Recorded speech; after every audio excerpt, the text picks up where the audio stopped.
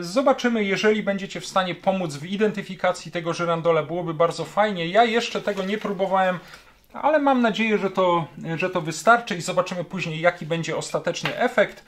O, pięknie. No można się praktycznie przejrzeć już w tym elemencie, zobaczcie. Ok, tak wygląda ten cały uchwyt trzymający żyrandol. Nie chcę tam pourywać tych przewodów, rozkręćmy całą tę oprawkę. O, po prostu wszystko to rozkręciłem, zobaczcie. Tak wyglądają połączenia. Tym włącznikiem włącza się dodatkowo, tak z tego wynika, te 3 żarówki położone po bokach.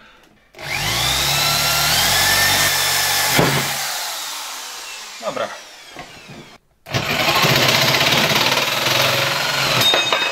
O. Lepiej je skrócić niż przedłużać. Dobra, te przewody sobie też odłożymy. Mam przejście prądu. Spróbujmy, o, ten przełącznik wyłączyć. Nie mam. Gwint E27, 24V, taka nietypowa żaróweczka. Spróbujmy teraz sprawdzić działanie tych pozostałych żarówek. O, bardzo fajnie. Wyłączę. Próbuję przy różnych konfiguracjach.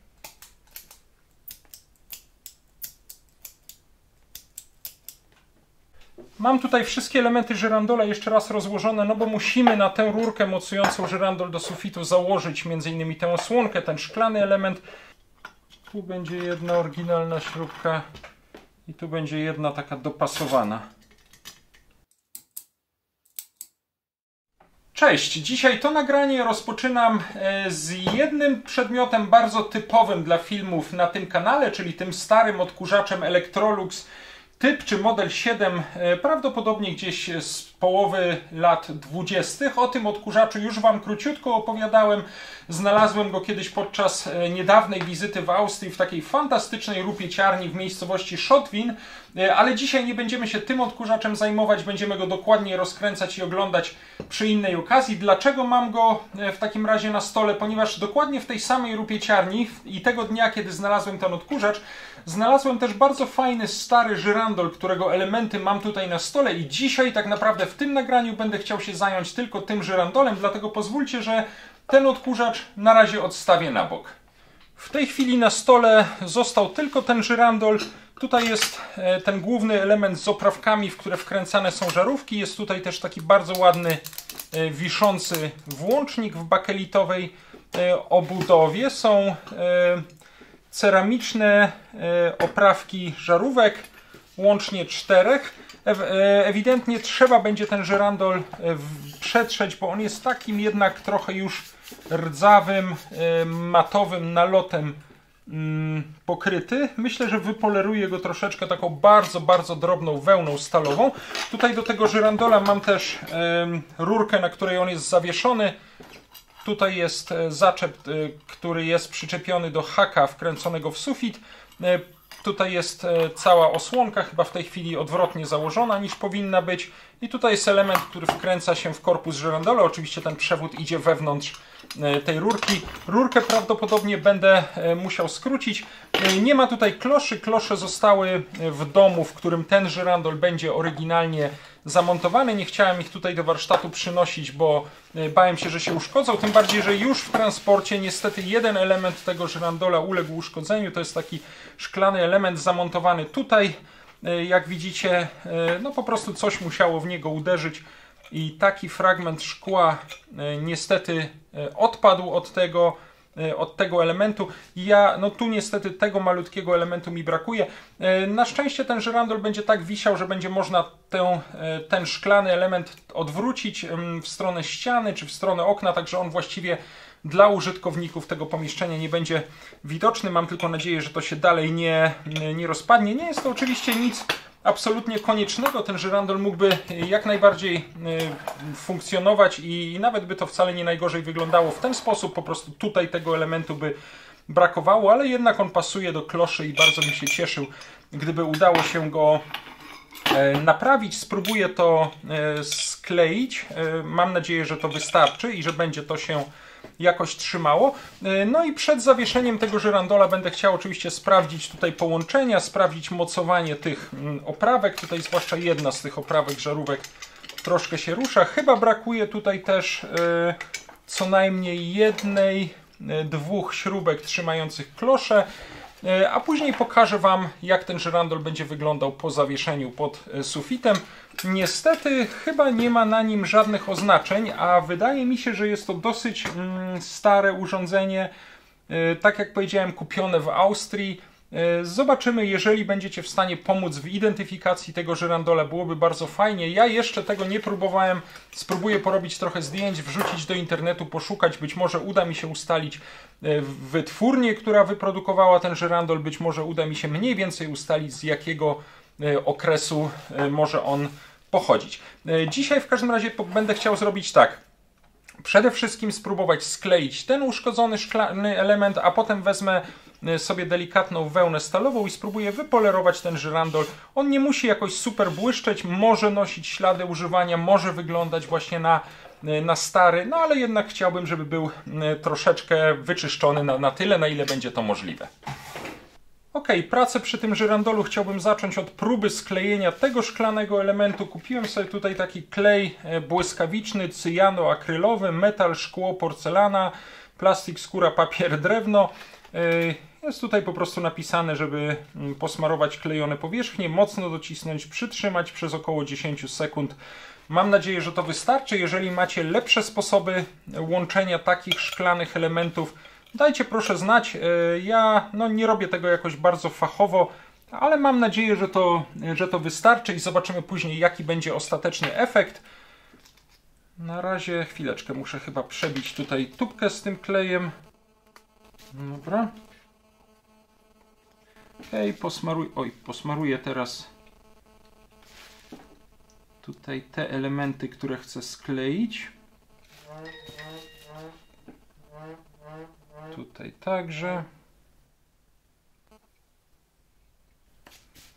Dobra, zakręcam szybko klej. Przyłożę je do siebie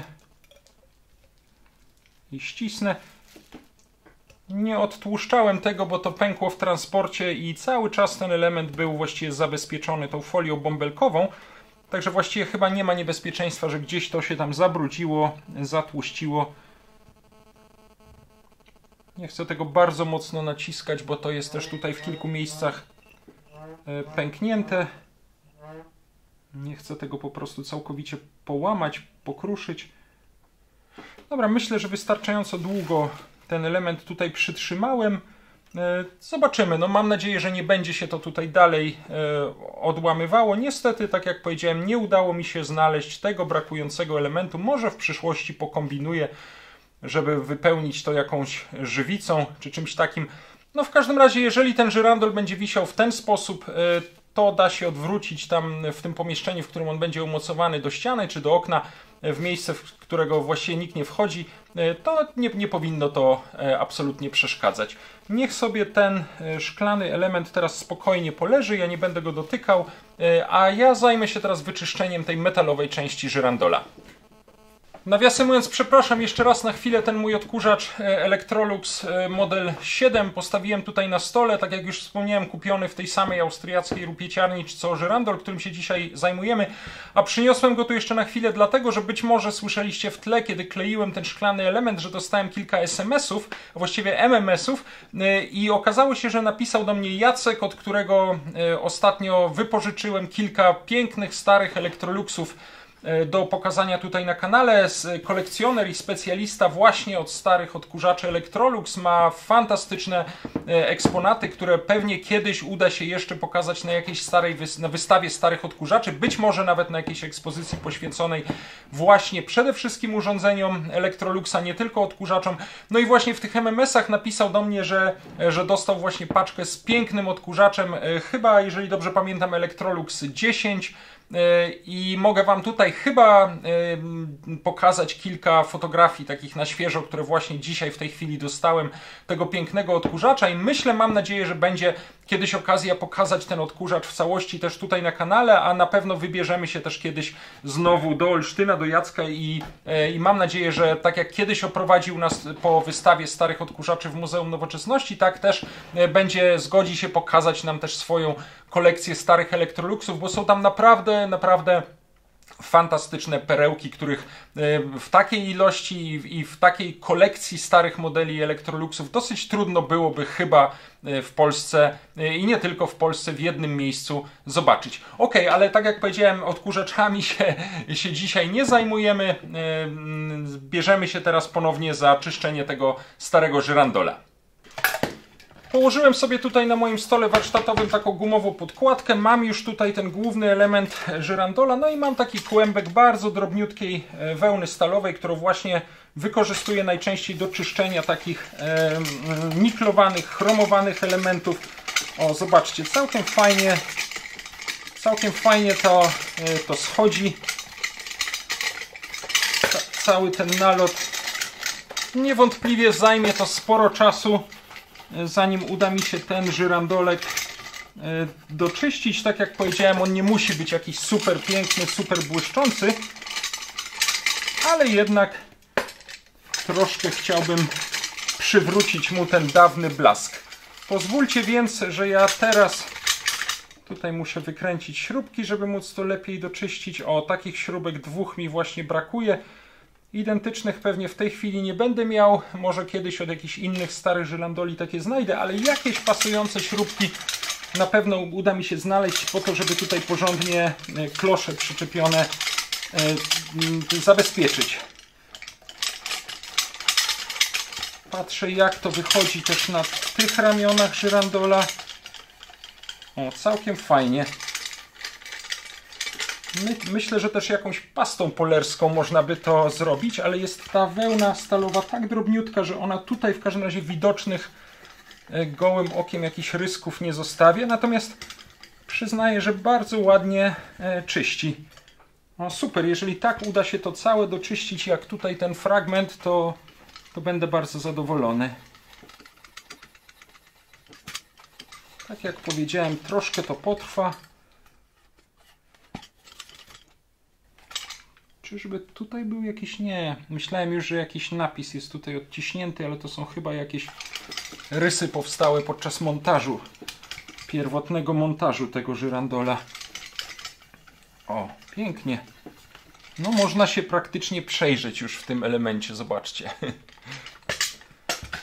Troszkę z boku. Dobra, ja to sobie teraz będę czyścił. A myślę, że tak z pół godzinki mi to na pewno zajmie. A za chwilkę Wam pokażę efekt, jak to wygląda po takim wstępnym wyczyszczeniu.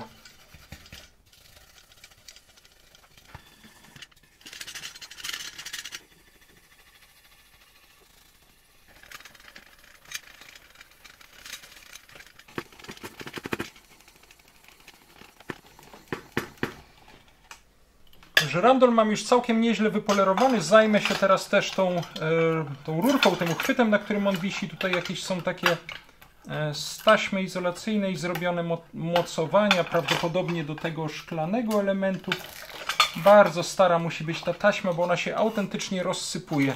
Tutaj są też takie metalowe tulejki mocujące. To mogę wszystko zdjąć i mogę teraz wypolerować cały ten uchwyt. Tutaj widzę, że jeszcze ten zaczep, na którym ten żyrandol wisi na suficie, jest pokryty taśmą izolacyjną. Ja go też odkręcę i wyczyszczę. Tu jest taka śruba, która trzyma cały ten uchwyt na tej rurce. Zresztą tę rurkę prawdopodobnie będę musiał troszeczkę skrócić. Zobaczymy. Ok, odwinijmy tutaj też tę taśmę izolacyjną. Strasznie stara, sucha taśma, to się praktycznie tutaj rozsypuje, aczkolwiek w niektórych miejscach tak jakby ona się zlepiła, zaschła i przyznaję, że trochę trudno jest to odczepić, a rozrywa się całkiem nieźle. Warto też sprawdzić, czy ten uchwyt będzie odpowiednio mocno trzymał ten żyrandol. Wygląda to troszkę na jakąś samoróbkę, ale zobaczymy. Ok, tak wygląda ten cały uchwyt trzymający żyrandol na suficie.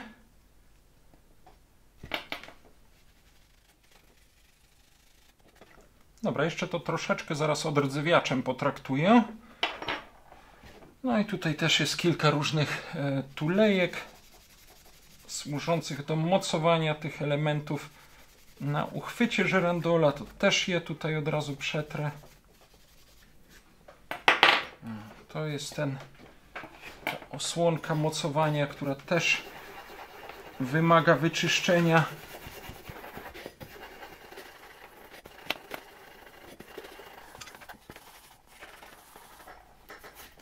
Ok, wygląda to całkiem nieźle. No i teraz jeszcze cała ta długa rurka, na której jest zawieszony żyrandol.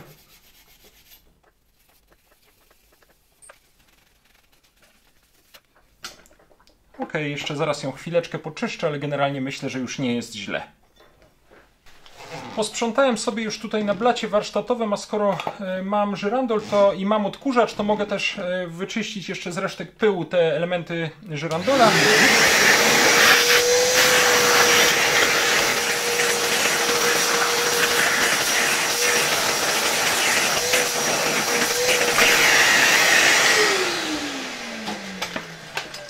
Myślę, że to wystarczy.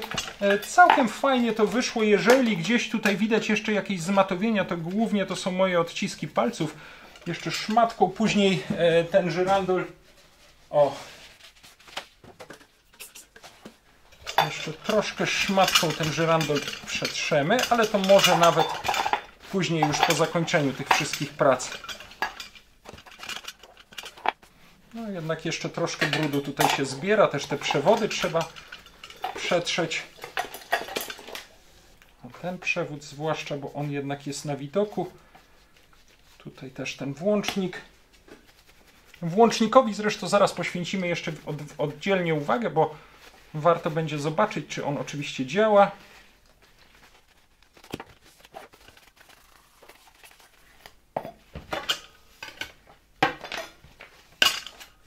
Dobra, na razie to tak zostawiam. Jeszcze później będziemy polerować ten żyrandol na wysoki połysk.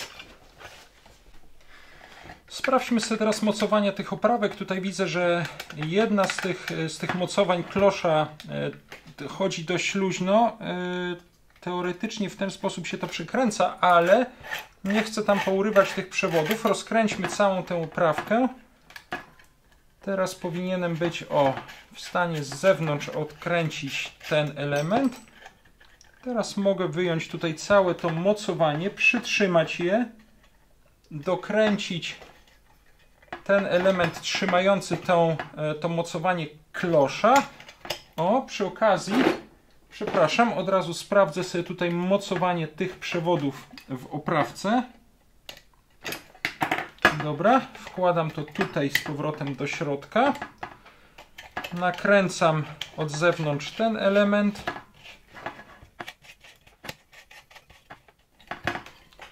Ok. Teraz nakręcam tę ceramiczną część. Miałem wrażenie, że ten gwint jest taki troszeczkę pognieciony. Weźmy jakąś żarówkę tradycyjną, 100-watową. Super wkręca się tutaj. Te żarówki przydadzą się nam zaraz, jak będziemy robić próbę tego żyrandola. Dobra, to mocowanie trzyma się już ładnie. Sprawdziliśmy, że tutaj przewody w środku są podłączone.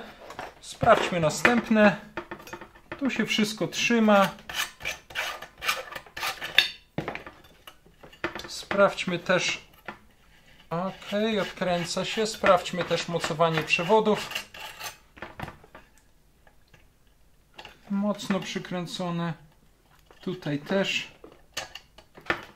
Dobra, to się trzyma.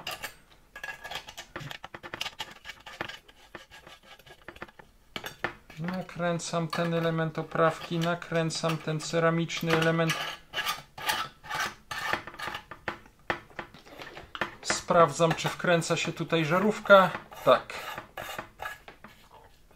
Czy ona dochodzi tam do końca, no to już sprawdzimy, jak będziemy robić próbę. Dobra, to mamy przejrzane, to mamy przejrzane. Ten element teraz tak samo. To siedzi mocno.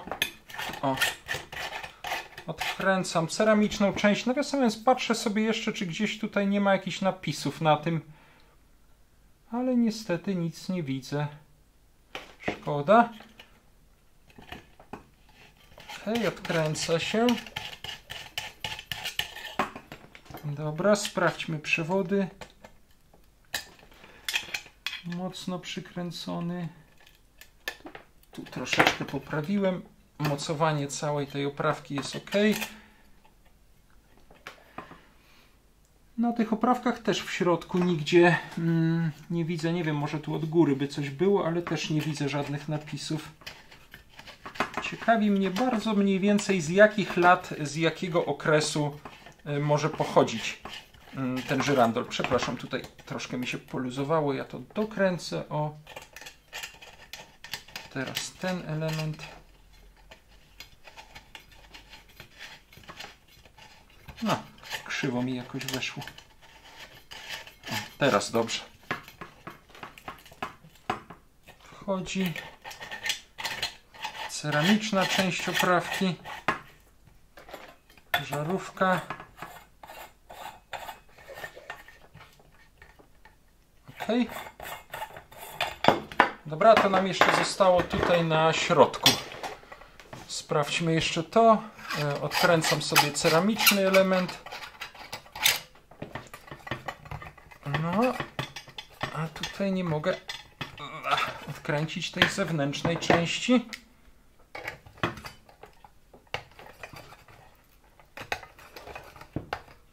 Moment, bo nie chcę tego uszkodzić.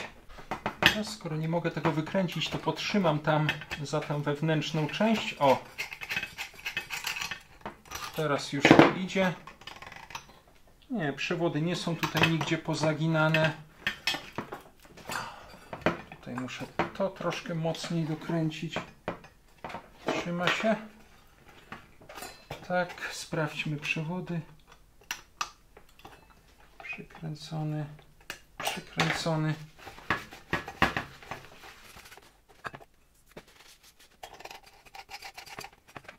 Dobra.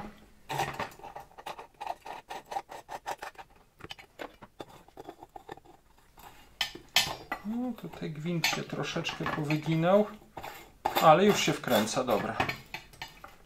Ok, wkręciła się żaróweczka.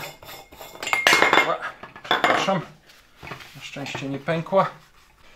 Przyznaję, że chciałbym jeszcze zajrzeć tutaj do wnętrza tego żyrandola, żeby sprawdzić, czy te połączenia przewodów są w porządku. W tym celu wykręciłem tutaj całą tę oprawkę i teraz kręcąc tutaj tą częścią na górze, o, po prostu wszystko to rozkręciłem. Zobaczcie, tak wyglądają połączenia. No właśnie, jest tutaj taka bardzo stara taśma izolacyjna, którą być może postaram się wymienić jednak na nowszą, albo przynajmniej, tak sobie myślę, przynajmniej od zewnątrz jeszcze to zabezpieczę wszystko nowszą taśmą izolacyjną. Popatrzmy dokładnie, jak to wygląda. Wyczyśćmy to troszkę.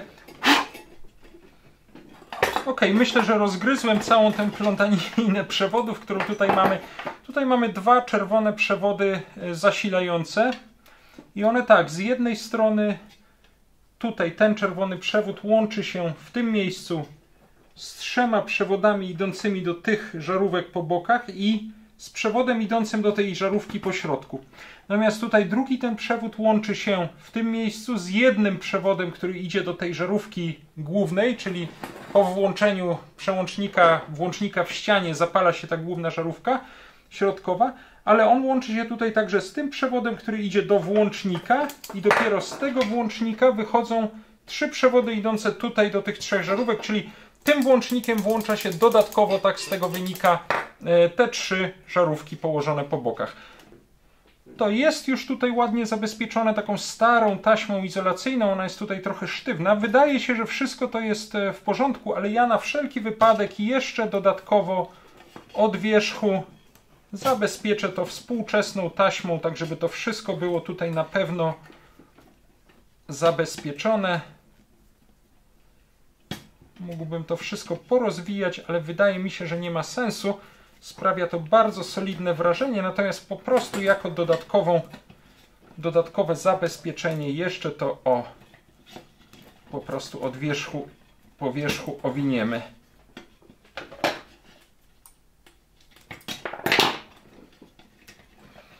Dobra, tak samo tutaj.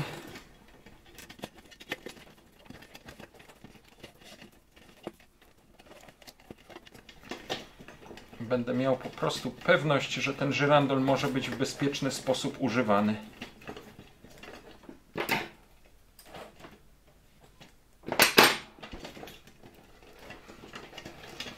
Dobra, i jeszcze tutaj.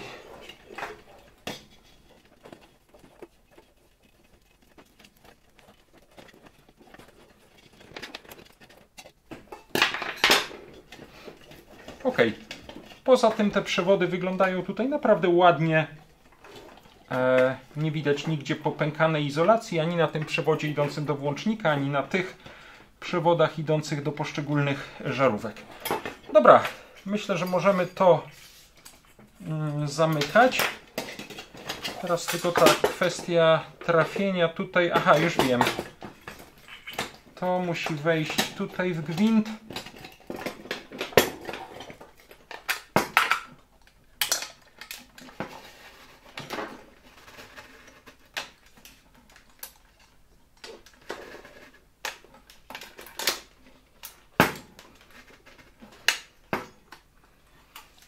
No, wydaje mi się, że udało się to całkiem dobrze tutaj zamontować.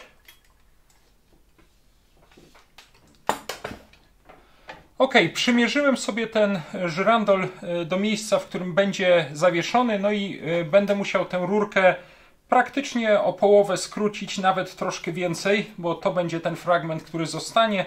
Tyle muszę od tej rurki praktycznie uciąć. No jak widać, on był robiony do takich starych, wysokich bardzo pomieszczeń, a będzie wisiał w pomieszczeniu, które ma mniej więcej 2,5 metra, może troszeczkę więcej.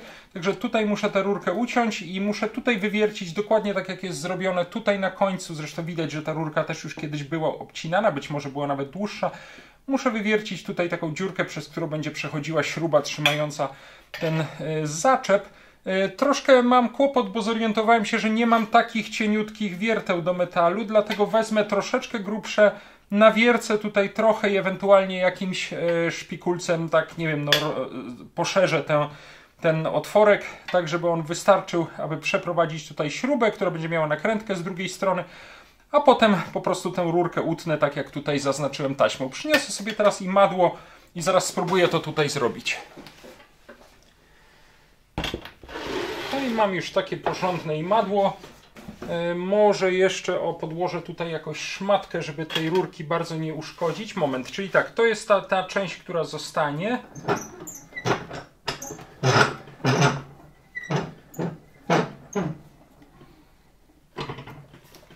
Dobra, spróbujmy teraz tutaj mniej więcej, ile to jest jakieś, no na samej krawędzi. Spróbujmy tutaj teraz wywiercić taką niedużą dziurkę. Powiedzmy tutaj.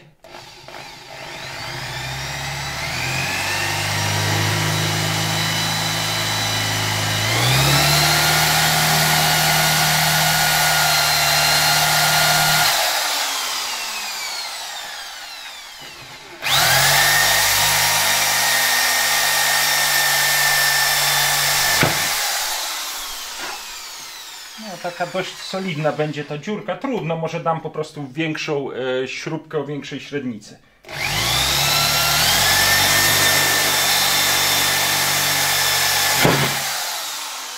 Dobra. Przewierciłem się. Ok, no jest po prostu ten otworek większej średnicy niż ten. Damy tutaj po prostu troszkę większą śrubę.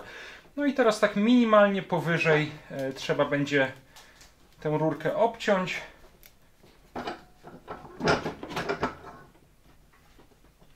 Tak to zróbmy.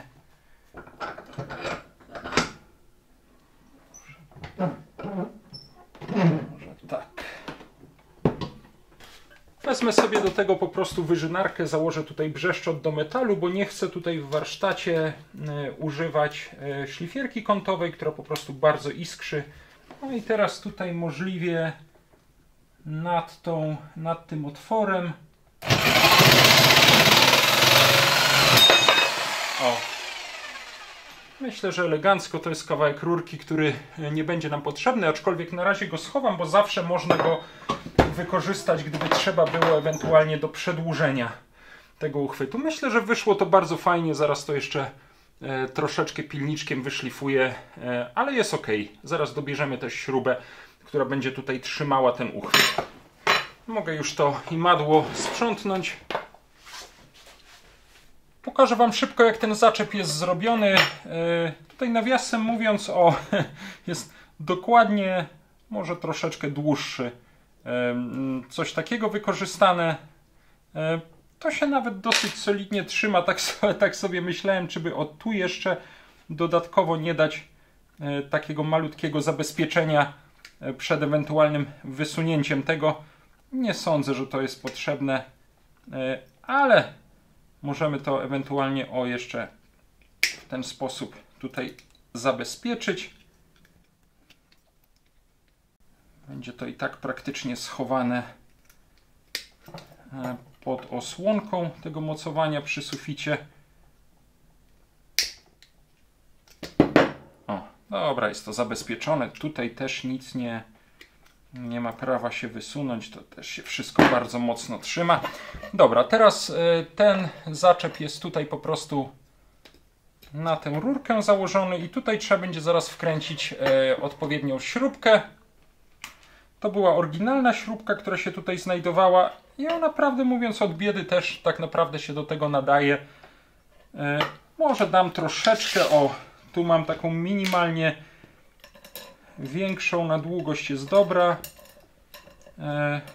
Dla porządku dam też podkładki po obu stronach.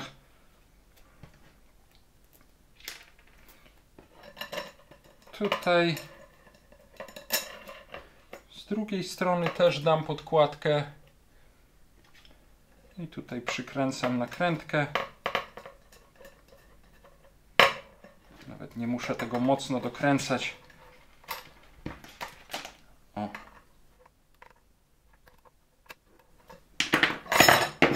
W ten sposób powinno się to naprawdę bardzo, bardzo solidnie trzymać. Chyba nawet solidniej niż było to wcześniej. Czyli mam już tutaj mocowanie tego żyrandola, które będzie przyczepione do haka na suficie. Mam skróconą tę rurkę. Możemy teraz skrócić przewody. Przeprowadźmy je tutaj. One teraz będą sporo za długie, ale zaraz je sobie skrócimy. Dobra, tutaj już jeden wychodzi.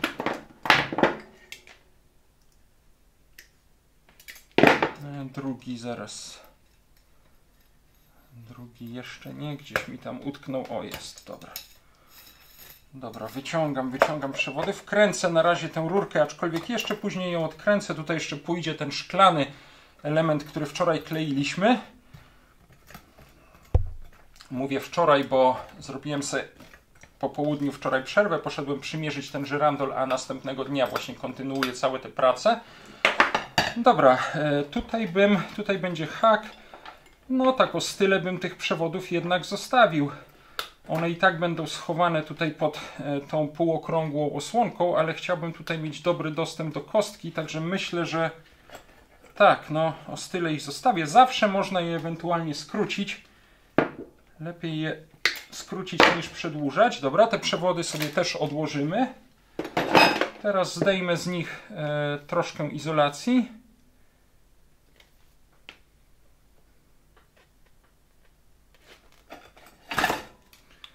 Powinno wystarczyć.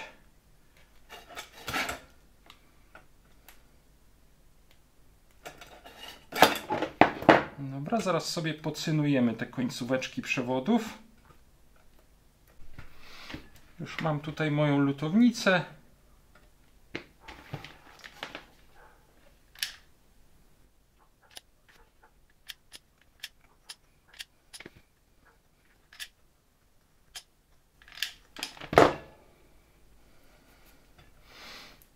Ok, przewody, końcóweczki przewodów mam już pocynowane, nie powinny mi się tutaj rozłazić. Może nawet, przepraszam, troszeczkę jednak za długie mi wyszły. One będzie tam trudno je do kostki włożyć, a ja jeszcze minimalnie troszeczkę skrócę.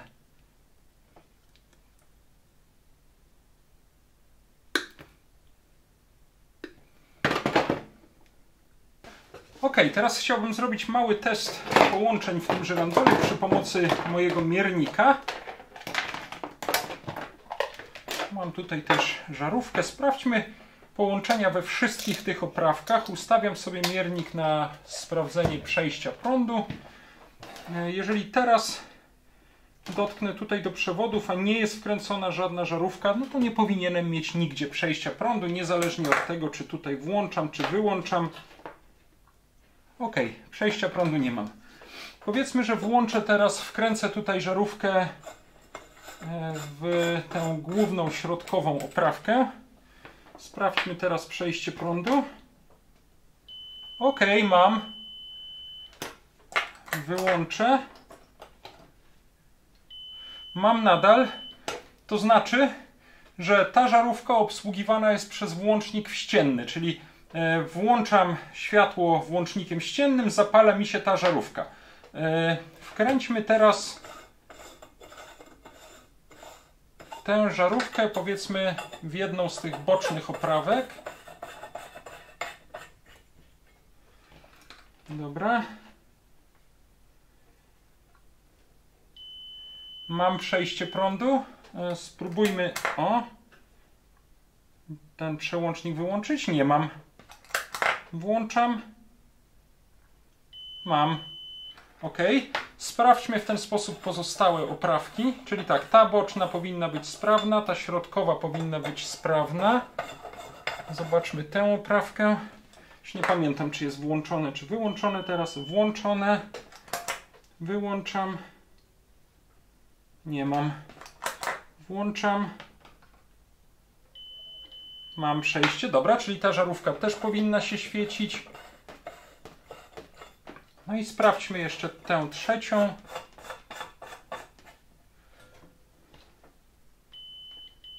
Włączona. Wyłączona. Jeszcze raz ją włączę na wszelki wypadek. Mam. Dobra. Powinny być te wszystkie oprawki sprawne. Możemy teraz, tak sobie myślę, wypróbować ten żyrandol. Ale może, żeby zrobić to w takich w miarę kontrolowanych i bezpiecznych warunkach, tak sobie pomyślałem, że wykorzystamy mój transformator ochronny 24V, który już czasami przy jakichś tam próbach starych odkurzaczy wykorzystywaliśmy i wkręcimy tutaj do tego żyrandola takie niskonapięciowe żarówki 24V, które też już kiedyś w jakimś jednym z filmów pokazywałem. Mam tak, 40W gwint E27, 24V taka nietypowa żaróweczka. Można je zobaczyć chyba w filmie właśnie zatytułowanym Żarówka niskonapięciowa 24V, który jest uzupełnieniem filmu o tym transformatorze ochronnym z przemyskiej faniny z 1970 roku. Kiedyś się zastanawiałem, po co mi tyle tych 24V żarówek. Wystarczyłaby mi jedna, czy powiedzmy dwie jakieś na zapas do mojej lampki warsztatowej, którą czasem do tego transformatora podłączam, ale okazuje się, że właśnie do jakiegoś takiego w miarę bezpiecznego testowania starych żyrandoli tych kilka dodatkowych żarówek bardzo się przyda. Trzeba tylko później uważać, żeby spakować je z powrotem do tych opakowań i odłożyć w inne miejsce, tak żeby się nie pomyliły z normalnymi, w cudzysłowie, żarówkami zasilanymi prądem o napięciu 220V. Dobra, no i co? Jeszcze potrzebujemy tutaj taki tymczasowy przewód do podłączenia tego żyrandola. Powiedzmy, odsunę na razie transformator i podłączmy tutaj te przewody do naszego przewodu.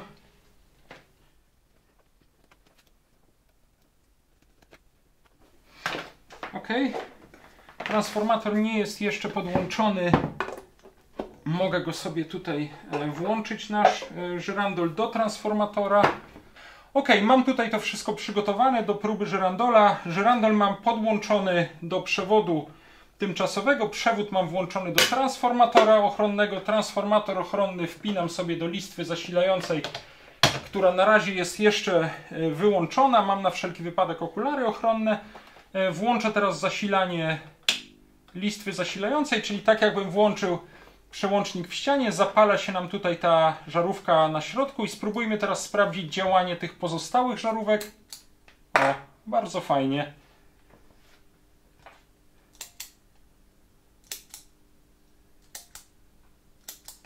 Żarówka na środku pali się zawsze, natomiast mogę tym dodatkowym włącznikiem włączyć, wyłączyć te 3 dodatkowe żaróweczki. Bardzo fajnie to działa.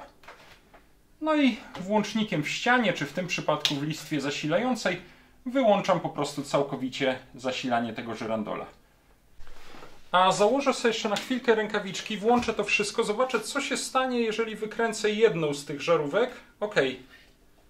Gaśnie tylko ta jedna wykręcona, nie wszystkie. Czyli są podłączone równolegle, tak jak powinno być, nie szeregowo. Ok. Jeszcze tutaj. Ok. No, bardzo fajnie. Czyli transformator mogę na razie odstawić. Bardzo się cieszę, że ten stary transformatorek ochronny przydaje się do takich różnych prac warsztatowych. Mam zresztą tych transformatorów jeszcze kilka. Na pewno będziemy je przy różnych okazjach oglądać.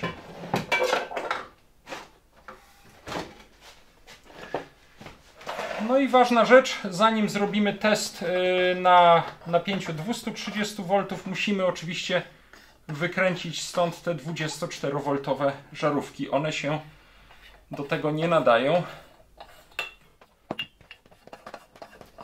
I ja je chowam do tych charakterystycznych pudełeczek, żeby nie zostały pomylone.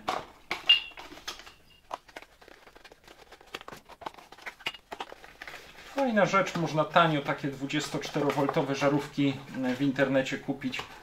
Nie wiem, kupiłem chyba 10 sztuk za 10 zł. Ok, wkręciłem tutaj zamiast tych 24V po prostu kilka różnych żarówek, takie jakie akurat miałem pod ręką. To wcale nie są energooszczędne żarówki, jakieś takie różne starsze trochę modele. I teraz podłączam ten przewód od żyrandola do listwy zasilającej, włączam zasilanie, pali się ta środkowa żarówka. Spróbujmy teraz włączyć te 3 pozostałe. Ok. Całkiem fajnie to wygląda.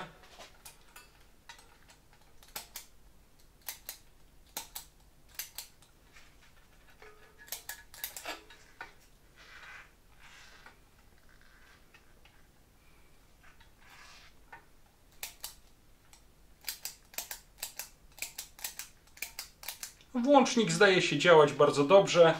A jak teraz wyłączę wszystko, włączę wszystko, wyłączę, włączę, wyłączę, włączę, wyłączę. Próbuję przy różnych konfiguracjach.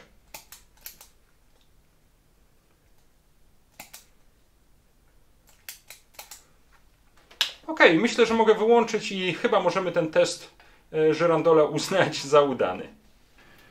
Ok, odkręcam w takim razie nasz przewód od żyrandola.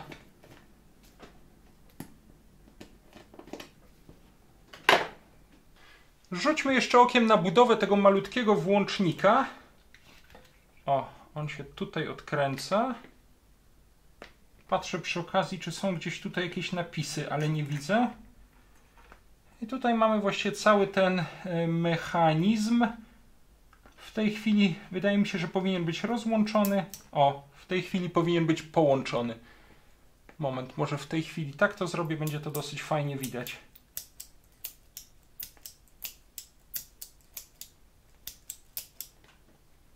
Dokręcę troszkę te śrubki. O, i jedna troszkę była luźniejsza. Druga właściwie nawet nie. Tutaj też nigdzie żadnych napisów nie ma. No dobra. Wkładamy go z powrotem. Dokręcamy.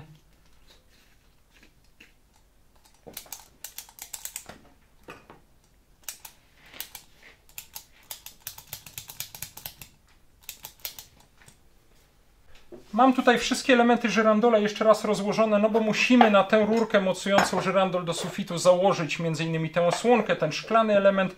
Zacznijmy może od tej osłonki. Nie jestem pewien, czy tu jeszcze nie powinna być jedna taka tulejka, która będzie ją tak jakby trzymała od góry, ale zobaczymy. Być może po prostu uda się to ładnie docisnąć do sufitu. Tutaj wydaje mi się, że od spodu powinna być taka tulejka, która trzyma tą całą osłonkę przewodów. Tutaj zakładam tę opaskę. Brakowało mi tutaj takiej malutkiej śrubki, ale udało mi się jakąś dobrać i mam nadzieję, że to wystarczy. Zobaczmy, czy ona...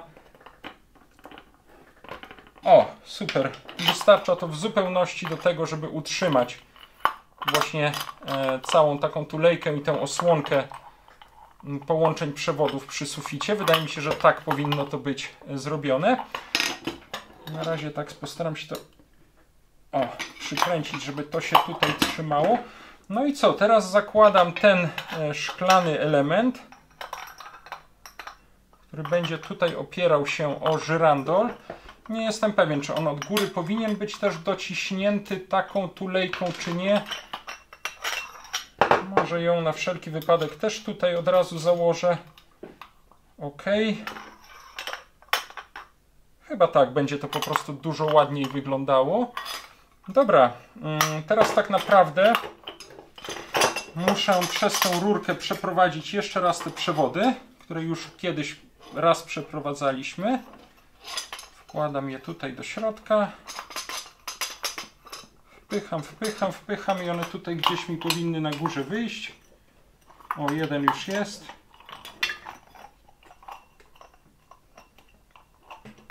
Dobra, jeden tu już mam. Teraz jeszcze ten drugi. Drugi też już mam.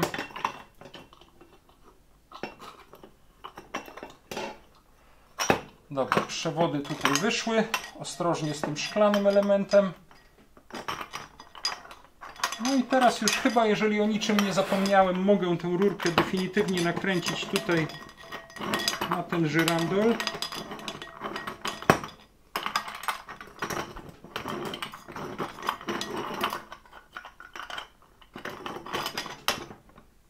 Może ja mu tu jeszcze, przepraszam, troszkę WD-40 pomogę.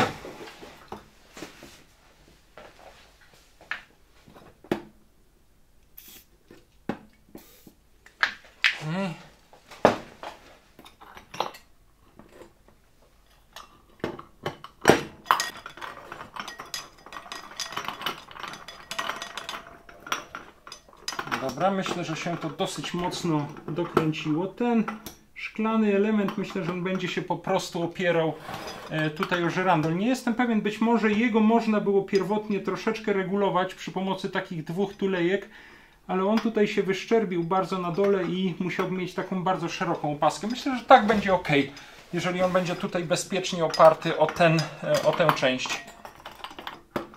O, i w zasadzie mamy żyrandol przygotowany do montażu. To, co muszę jeszcze zrobić, to wkręcić tutaj śrubki trzymające klosze. Pamiętam, że kilku z nich mi brakowało. Zaraz zobaczymy ilu. Tutaj wkręcam raz. Dwa. I trzy. Dobra, tutaj też wkręcam raz, dwa, trzy. No i mam jeszcze tak, na jeden cały i na jednym to zrobimy tak. Tu damy dwie i tu damy po jednej takiej, które znalazłem. Tu będzie jedna oryginalna. Tu będzie jedna oryginalna trzymająca klosz. Dobra, i tu będzie jedna, którą dobrałem, która powinna pasować. Chyba tak. Ok. I tutaj zrobimy tak samo. Będzie jedna oryginalna śrubka. Tu będzie jedna oryginalna śrubka. I tu będzie jedna taka dopasowana.